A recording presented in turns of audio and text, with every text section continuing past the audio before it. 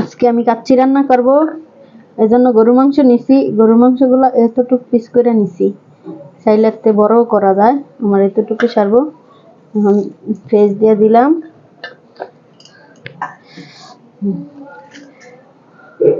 আদা বাটা,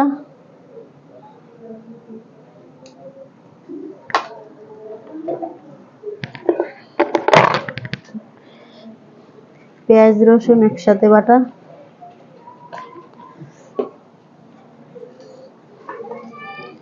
মরিচ গুঁড়া,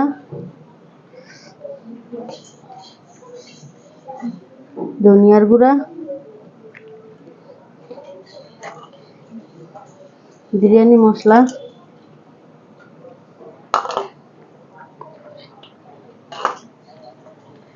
গরম মশলা বাটা,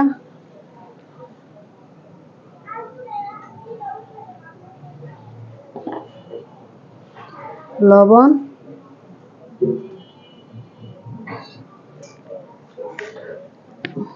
তেল,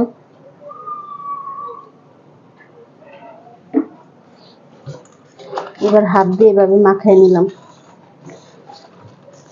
আমি কিন্তু এগুলাতে হলুদ গুঁড়া দিই না, হলুদ দিলে কালার হয়ে যাব। হলুদ হলুদ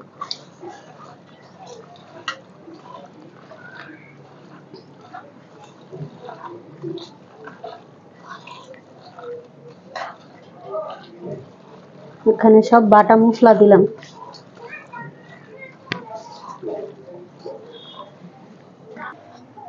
এবার মাখামাখি শেষ, চুলায় বসায় দিলাম। এখন এগুলো আগে রান্না করে নিব।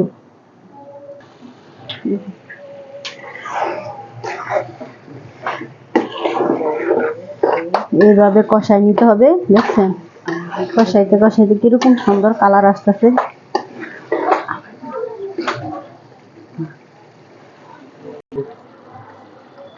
একটু বাদাম বাটা দিলাম, কষানোর মাঝখানে দিতে হবে। আর একটু টক দই। এখন এগুলা নাড়া দিয়ে দিতে হবে। কষানোর মাঝখানে দিলে ভালো হয়, পাতিলে লেগে যায় না। মাখানোর সময় দিলে পাতিলে লেগে যেতে পারে। সবাই ভিডিওটা ফলো করবেন, তাহলেই বুঝতে পারবেন রান্নাটা কত স্বাদ। কয়েক টুকরা বড় বড় আলু দিয়ে দিলাম। কাচ্চিতে বড় বড় আলু দিতে হয়, বড় বড় আলু দিলে অনেক সুন্দর হয় কাচ্চিটা। কষানো হয়ে গেছে, এখন আলুটা দিয়ে দিলাম। আলুটা কষাইলে তারপরে নামিয়ে কাচ্চিটা বসাই দেব। এইভাবে সবাই রান্না করবেন, আর আমার ভিডিওটা সবাই শেষ পর্যন্ত দেখবেন। এখন কাচ্চির জন্য আমি চালটা রেডি করে নিলাম। দারচিনি, লবঙ্গ, এলাচ,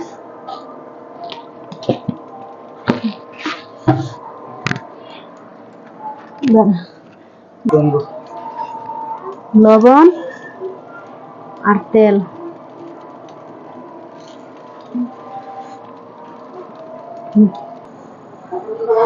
মাংসগুলো রান্না শেষ।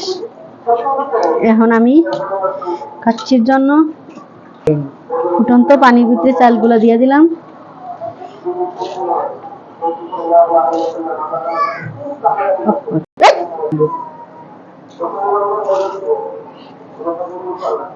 চালগুলা 80% সিদ্ধ করে জালি দিয়ে ছাইকা নিই।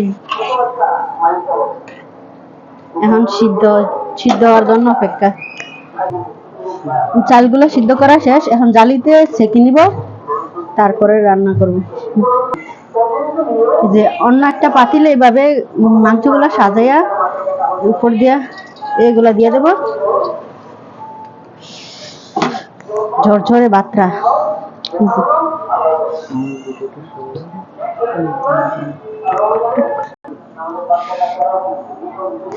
বাকি মাংসগুলা এভাবে দিয়ে দেব।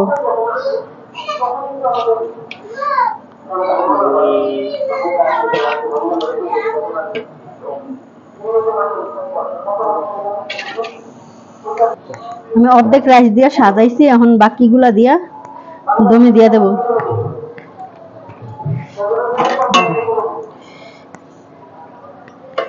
এভাবে দমে দিয়ে দেব, আধা ঘন্টা পর বাকিটা দেখাবো। এই যে আমার কাচ্চি রান্না শেষ, দমে দেওয়া শেষ হয়ে গেছে। এই যে দেখেন কত সুন্দর হয়েছে, দেখছেন?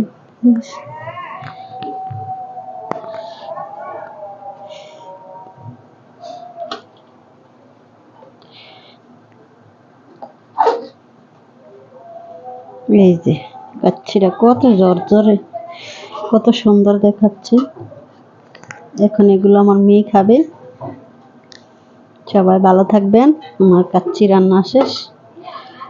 আল্লাহ হাফেজ।